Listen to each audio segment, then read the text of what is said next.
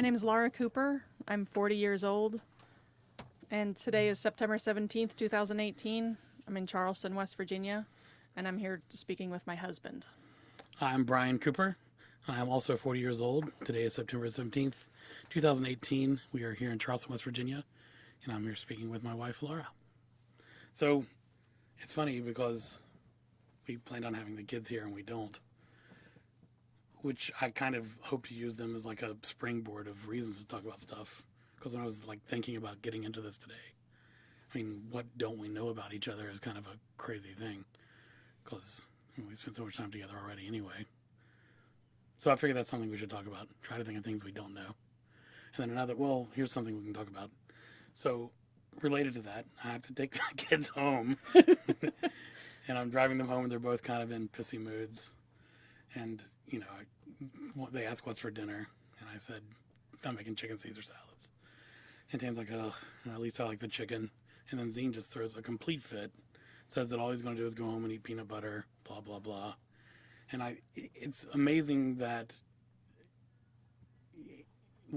he says things and it's still just that little bit of disappointment in dinner makes me feel like I'm awful.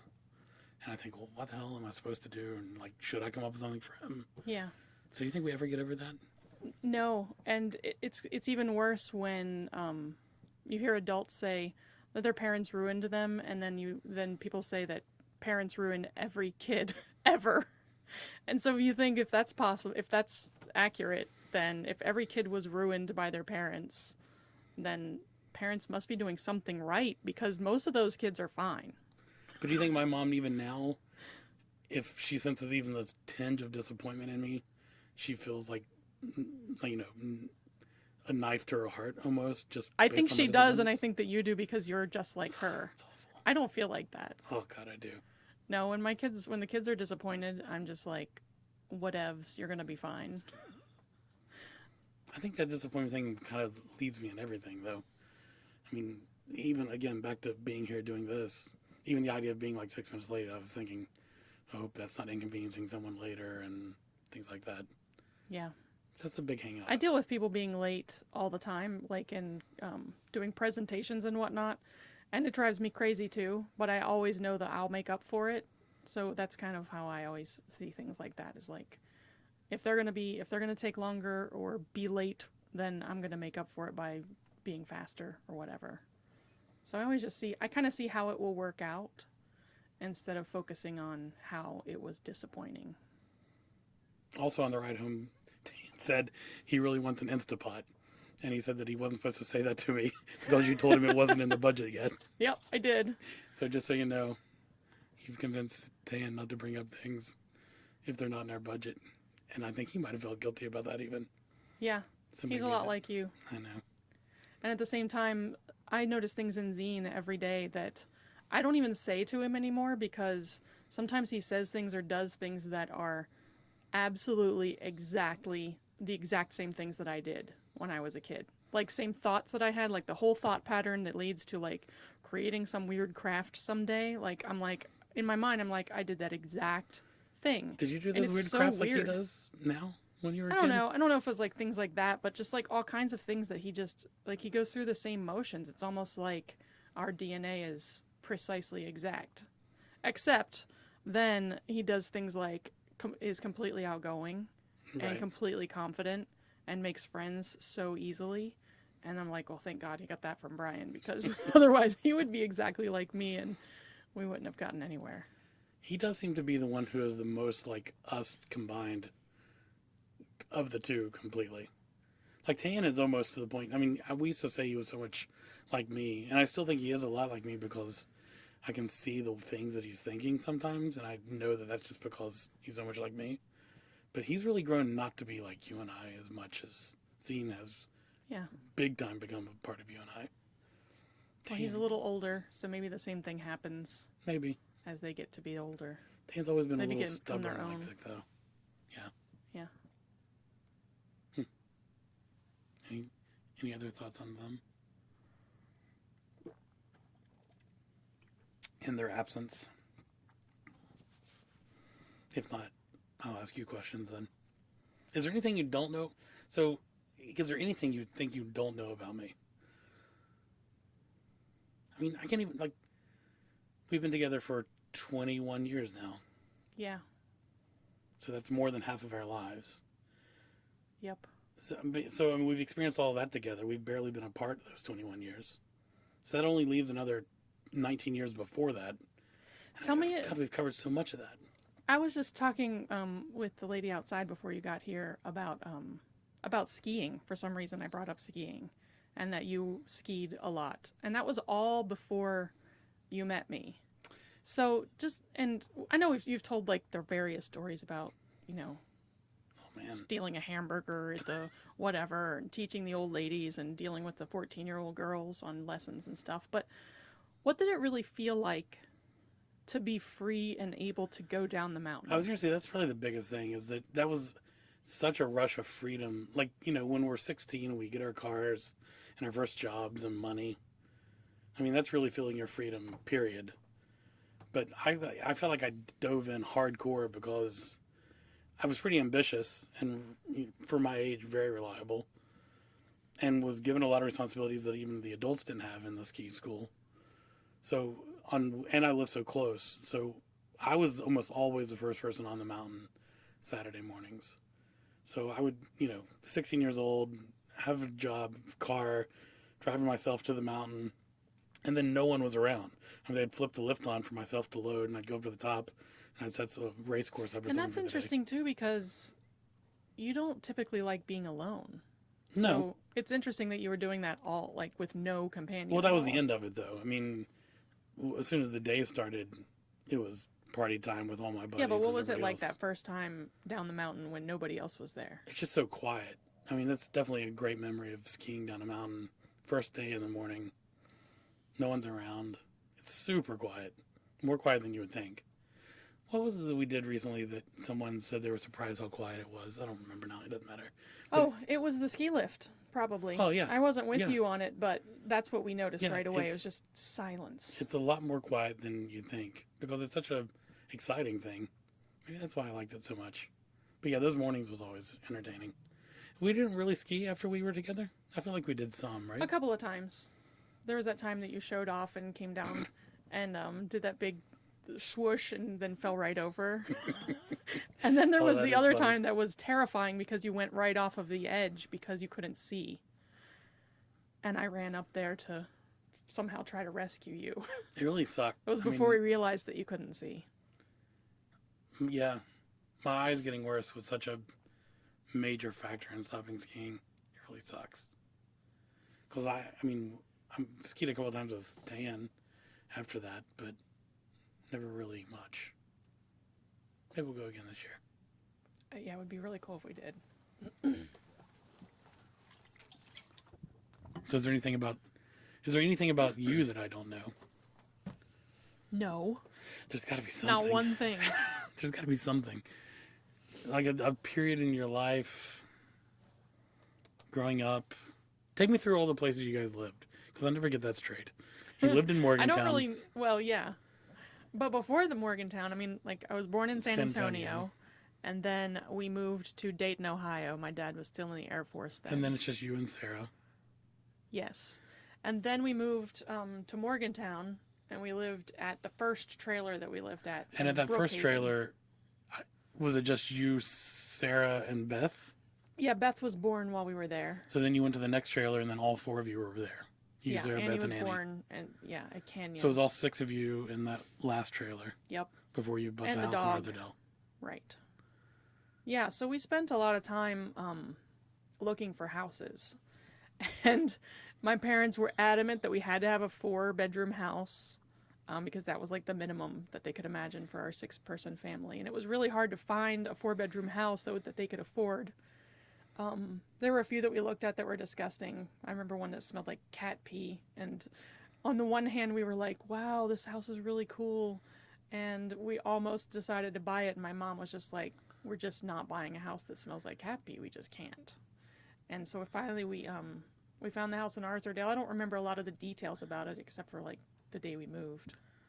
It is weird that that house has 4 bedrooms upstairs like that. That is kind of unique. Yeah, I Never always even thought that about was interesting because it limited their search a A lot lot. because they, like I said, so it led us to that weird place in Arthurdale that was created by Eleanor Roosevelt back in the day, Right, and they right. built all those little houses that were similar. And I think the idea, partially, of those houses was to cram, enough bedrooms into a small space that could make it affordable, since the federal government was building these houses, but it was big enough to accommodate a larger family. So it's kind of it was just interesting that it led us to that. I wonder if those houses were built in mind of a larger family or in mind of extended family. Like, I wonder if it was more common that families were larger back then, or that families grew and lived together longer back then. I don't know. Yeah. Someone should know that. Well, yeah, the houses were built for families from the Scotts Run area. And as we learned more about it after we lived there, it was weird because some people had been there a long time and they were all like proud of their Arthurdale, heritage. Makes sense. And then I learned later, it was like, when I learned more about it in history classes, I realized that there weren't no black families were selected from Scotts Run. So basically they went to this really poor area that was just dilapidated structures and picked all of maybe not all, but they selected these nice looking white families and transported them to this place to live and try to make a new go of it, which didn't work out. And then people like us moved in 40 years later. So I was thinking about you living in a trailer. And I thought, I also lived in a trailer until I was 3. Mm-hmm. I wonder what percentage of West Virginians lived in a trailer at some point in their life. And I wonder how that reflects nationally. Yeah, it's probably a lot higher than the You think national so? average. Do you remember what Jamie said last time she was in? No. She said that she loves driving through West Virginia now and seeing trailer parks because she doesn't see them around home. And she honestly... She's so uppity now that she lives in Maryland. But she said that she feels a sense of comfort in seeing trailer parks. I'm sure she does. I think that's interesting. I can imagine that. Well, living in those 2 trailers that we lived in, I had this immense sense of freedom as a little kid. My mom, I know, was always pretty busy, and she was always having a baby of some kind, to take care of. So I was really little, but I was really free to do what I wanted to do. And I did a lot of exploring around both of those places. And that's actually where I started with the book that I'm trying to find time and energy and focus to What write. you need to do. To start with that, that sense of freedom that we had living there, and trying to tie that into also the sense of maybe not being like 100% taken care of, because that goes along with freedom when you're 6 years old. Do you think you felt that when you're like, in perspective now, you probably look back and think it's kind of crazy that I ran around like I did.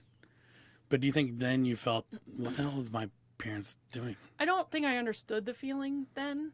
And it kind of came out as this like bolstered, hard attitude that, I can do anything and I can take on anyone. And I would like threaten older kids on the playground, for some reason. And, I kind of just developed this coarse outer shell to I guess, protect myself in that way. And I think I did feel not so well taken care of all the time. I don't relate to that. Yeah, I know. I mean, we were allowed to go a lot of places, but living in the holler, I would go one direction and pass Nanny, and I'd keep going and I'd pass, so it seems... Yeah, everybody was all there. Right. And it wasn't there wasn't very far you could go, and there wasn't another family member around. No.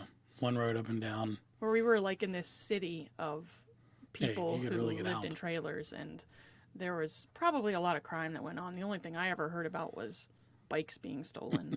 Oh, I'm sure there was crime in the Except holler. for one night, there was apparently a young woman that came to our house in the middle of the night and knocked on the door and asked if she could come in because she was being, I guess, abused by her boyfriend or something. And I don't remember what came of that, but Did she come I in? remember we were scared. I don't know if my parents let her in or what they did. We had a stranger come to our house one time when I was little. I don't know. And this might be something I've never told you. Or did I? Don't think so. This is funny. I don't even know why I remember this. I would have been probably 4 or 5. And a guy came to the door, and we had moved out of the trailer. We were in the house. And it was just me and Jamie and Mom at home. And the guy knocked on the door and asked if he could use the bathroom. And Mom let him in, like just some stranger to come use the bathroom. And then I told him he had to go. And as a kid, I was like, what is she doing? Like, I remember standing in the hallway nervous that this guy was in my bathroom, and I hope that he's leaving soon. It was so odd. I remember what he has on to this day. He had like a plaid checkered coat. Kind of, I don't know if it was like wool or twill or what, but it was very weird. Mm-hmm. Why? Can you imagine my mother even doing that? I guess I would kind of imagine her doing that. Yeah, she probably prayed while he was there. Probably. And so she knew that it was going to be okay. Please let this guy leave the house safely. Maybe she even hinted, like, Marty will be home soon. That's funny. It's weird things like that you remember as a kid. You mentioned wanting to ask our kids about feeling safe or, you know. And because I always get the sense that Tayan he doesn't always feel safe, and I don't know how to help him with that. And it doesn't even seem to be associated with like being at home alone. He seems to be fine with that. It's just that sometimes it just seems like he needs a lot of protection. He needs to know that he's being protected. He seems to feel safer at home than anywhere else. Yeah. So I guess we're lucky that he's not worse off. He does fine out of the home as well. That's funny. What was the first movie you remember seeing in the theater? I don't remember. Okay, I guess A Christmas Story with my sister. Oh yeah, you said that before. My mom was working at the restaurant in the mall, and Sarah and I were at the mall that day for some reason, and we had time, and we went to the movie theater, which was right down the hall from the restaurant. The restaurant was called Lum's, like LUM''S. That's an awful name for a restaurant. It does sound like a terrible name for a restaurant. What kind of food was it? I don't like family style restaurant food in the mall, which was also weird. And your mom was a waitress? Yeah. So it was just. And we loved that movie. We just went on it. We just couldn't believe it. I felt so cool, like I could go tell somebody that this movie is great, and I really felt confident that it was. It wasn't just some crap movie that we saw and we loved it. And I was always really happy about that it held up. Like, it continues to be a great movie. It is. And you had 2 boys grow up to be in the musical. Yeah. Full circle. Yeah. So was Beth born when your mom was a waitress there? My mom was pregnant with Beth when she was a waitress there, so we were living in the first trailer then. Did she work again after having Beth? I don't recall. I don't think she did. That might be the last job that she had time for. That's what Makes sense, because after that she had 3 kids. Do you ever wish you would have had more kids? That she would have had more more kids? No, kids? you would have had more kids. I mean, you came from a big family. Yeah. I mean, at first I wanted to have more kids. And I wish that we had a daughter. But you can never be sure if you would have one. No, I think that's what happened to your parents. I don't know what happened to them. I think they just didn't know what they were doing. Oh. And my mom came from a Catholic family, which had 6 kids. So she was probably worried about, I mean, maybe she had some kind of hang up with, limiting the number of kids you had. Well, she stepped down from 6 in her family to 4 in yours. Yeah. And we stepped down from 4 to 2, so maybe we're doing it right. Yeah. And after she had the 4th child, her grandmother came to her and said, "You can't afford to have any more kids. I'm going to pay to have your tubes tied." So my mom said, "Okay." What a gift. Yeah. Congratulations. But I'm so grateful now that we only have 2 kids, because we can afford them and they're awesome, and we're not risking what might happen with the 3rd one if we did have it. Yeah, I mean, I'm thinking about your family in a trailer with 6 people compared to us in our big ass house with 4 people. I mean, The thing with when you have more kids, though, when you have more people in your family, is you don't see everything as being such a big deal because everybody has their deals.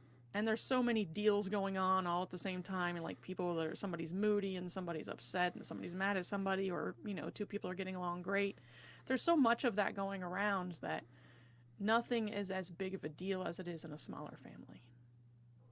Interesting. And again, it gives you more freedom to be yourself and to be on your own and to be alone because, everybody's not, which doesn't, it seems counterintuitive. Yeah, I'll say surely there's less on your own in a small house with 6 people. There has to be. But because there's so much else going on, if you close yourself up in your room for a while, nobody cares. They've got other things they need to worry about and do. That's funny. I'm very glad we just had the 2 kids. Yeah, me too.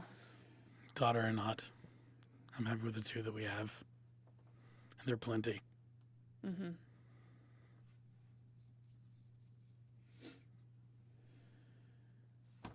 Anything else? What else would you like to talk about? Did you look at any of the suggested questions today? I didn't have a minute today. Or I probably would have looked up to see that only 2 people can do this thing at once. Let's see. What's your first memory of me? That was one of the... I didn't come up with that question on my own. But what is your first memory of me? you? I can picture you in the WVU band with your ridiculous hat on that looked like a carpet bag turned into a hat with all different colors on it. Not only that, but also this strange shirt thing that was also made of some kind of carpety material. I must have liked carpets. And flip-flops? No, Birkenstocks. And I was like, man, this guy's a hippie. And in playing your saxophone. Because you played saxophone then. And you were always surrounded by people. And I always had a hard time, like, I like being with people, but I'm not good at getting them, together, which is really cool when we started being together that, like, by association, I had all of these people around all the time to hang out and do things with. And it was obvious that you had that. I do like having people around. Do you remember, speaking of having people around, that reminded me of our Happy Thursday tradition that we started in college? Yeah, Happy Thursday. What year would that have been? Like 98? Yeah, it would have been 1998, yes. During the fall when we were going to drumline rehearsals every night, and Thursday nights were kind of a time to let go because usually, like, sometimes you didn't have a class that you on Friday had to that go you to. had. Yeah, you could skip them sometimes, and I don't know why. I guess because Wednesday nights were our long nights, Right. And Thursday was a normal. We would end at 9. And Friday night couldn't be much of anything Yeah. because I had And early we just morning wanted to keep Saturdays. being with people. I remember saying that night we had finished rehearsal. I said, let's go back to our place for drinks or whatever. And I don't remember who it was asked, what's the celebration? And I just said, Happy Thursday, because it was a Thursday. And thus started a lot of people around every Thursday for several years. Yeah, it was awesome. But it was fun. And we still kind of do that. Not Thursdays, but Just any day. really, we always have people Mostly on the weekends, but every once in a while it doesn't matter if it's not the weekend. True. Get together with people. What do you think it is about us that we want to surround ourselves with all these people? You know, I feel like it comes back to my upbringing again. Like, as I was raised, my parents always had people over. Mom was always making snacks for a game night, which I think is funny because that's what we do now, too. They always had people over for cards. During the summer, they always had big cookouts and invited coworkers and family and random people who were, in southern West Virginia for whatever reason. So I really think it comes from that. I mean, there was something that was put in me from them about sharing fun times with other people. And maybe that's, you mentioned you enjoying that, but not really bringing it on yourself. Mm-hmm. Maybe that's why we work so well together. because I have that need to always have fun with someone, and you always enjoy having fun. So it's perfect. Yeah. Actually, I think for me, it might have something to do with bringing more people around so that there's not so much focus on me. It's easier for me to blend in when there's a lot of people. And it's kind of like what I said about my family that, with 6 people around, you could kind of there was plenty of solitude that I could find in that environment. And it's kind of like that even we hang out with people so much, but if there are 4 or 5 people around, it doesn't mean that I have to be completely engaged and completely like holding up a huge end of a conversation because they're taking care of it. So right. I can kind of have a little bit of solitude inside of my head while they're there. This concept of solitude is something I'd never really thought of before, not in those terms.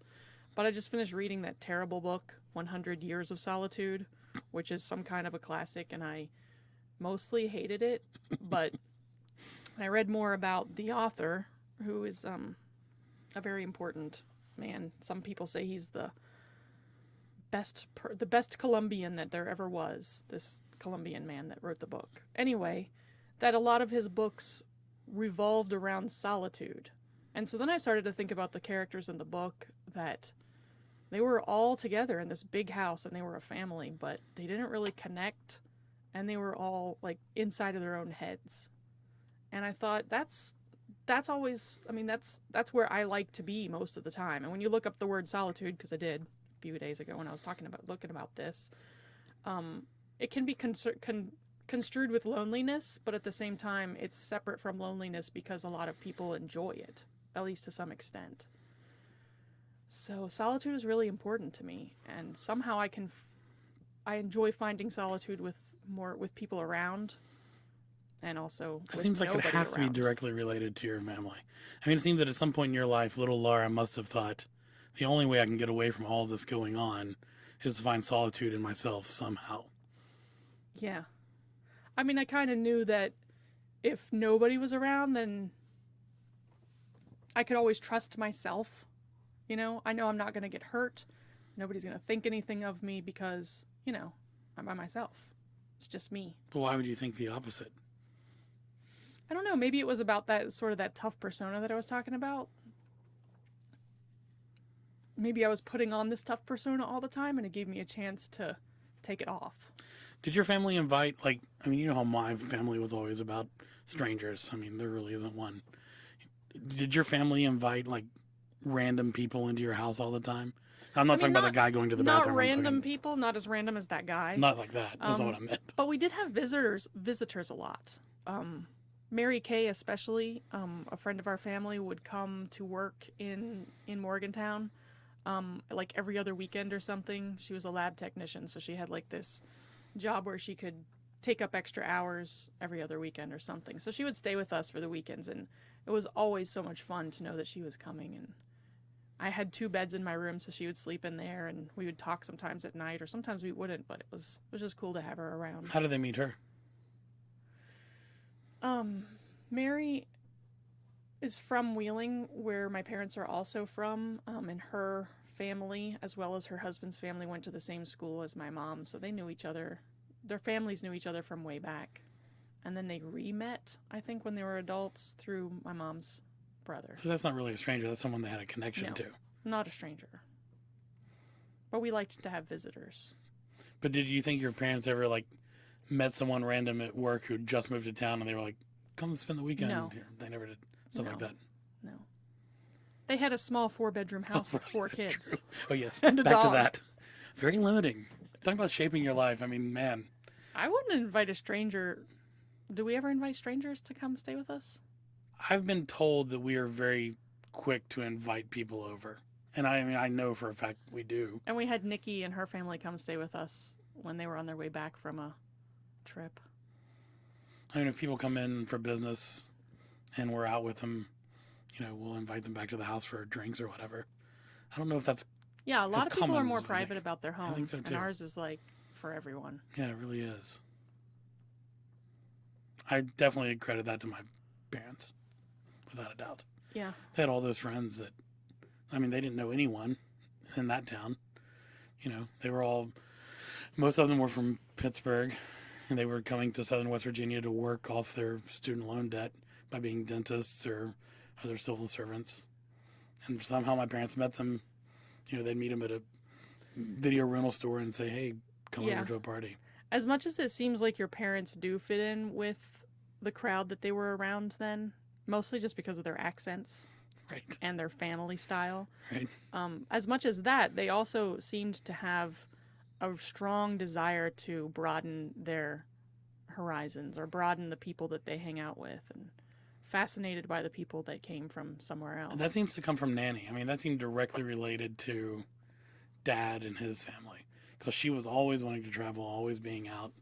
And all of my life, even though she lived right next door to us until I moved away, I mean, Nanny, she traveled all the time. So even though she would always come back to the same little house in the holler, surrounded only by the people closest to her, any free moment she had, she was out in the world doing something else. Mm-hmm. It's a weird thing. I wonder why. I wonder why you would stay somewhere as limiting as that. We do that now. Yeah, I guess we do. We stay in this place that is, it seems much less limiting than where Nanny lived down in the holler. Right. But still, we're in West Virginia, which is a limited environment, but we choose to stay here. Partially, we always talk about the reasons why we stay here, but being able to visit everywhere else is always so plausible that I don't feel like we have to live somewhere other than here. It's really great. Like when I think of coworkers from Texas who talk about going to New York and how big of a deal that is, that's a big trip. Where, we go to New York, no problem at all. Go to Florida, no problem at all. We can get pretty much anywhere on the East Coast with little effort. But at the same time, we live in a state that doesn't really agree with us. I was going to say, I think part of we have a small community in our town here of people that do agree with us, but, it's not representative of the rest of us. I think that might be part of it too, though, is that a town the size of Charleston, West Virginia is just the right size for us to insulate ourselves with the kind of like-minded people that we like to. That makes it easy on us. I don't know if that's good or bad, but I'm at the point where in my life I don't really care if it's good or bad or not. That's the way I'd rather be. Yeah. Any closing ideas?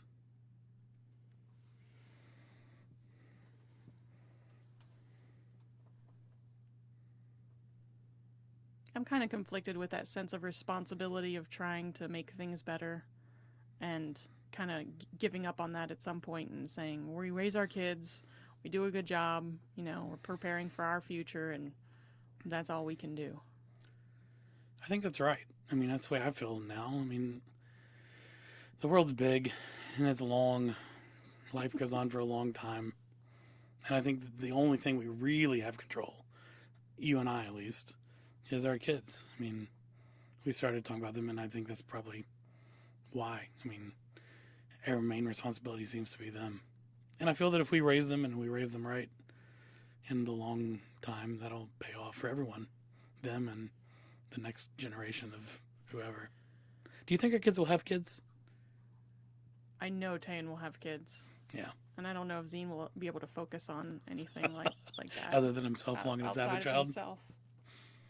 Do you think that our kids will, at some point in their life, feel that we ruined them? No.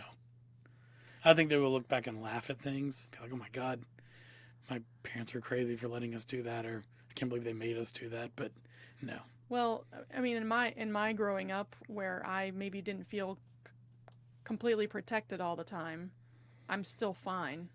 And in your growing up, it seems like your mom instilled in you this sense of rightness, and if things aren't right with someone around you, then everything's askew. Yeah, but you're fine too. I think we all work out fine. Do you think we talk about our kids too much? I think we talk about our kids less than most parents do, which I think is good. Because we have to maintain ourselves, because they're going to grow up and go away. They've always been pretty independent, and we've always been pretty independent of them. Yeah. Even when they were young. But it was never independent, push our children away from us. Mm-hmm. but always just that right amount where we would leave and they would do their own thing and we'd come back and everything would fall right back into place. I worry about that all the time. I mean, we're even here now. Not that I worry about them in this moment, but just overall, you know, have we included them enough in our life and at the same time kept them distant enough so that we'll still have a life when they're gone? I think the telling factor will be once Tane goes off to school, how much he chooses to stay in contact with us. I'm thinking about just moving right along with him. We won't. Or keeping him, you know, at a school here. That wouldn't surprise me in the least. But I heard a lady at a conference I was at last week who has done exactly that and told her son, no, you're not going away to college this year. You're too young. Oh You're going to stay here with your dad and I for 1 year. That's brutal. And I thought, no way. No way. I would never, and you would never let me, but I would never do that.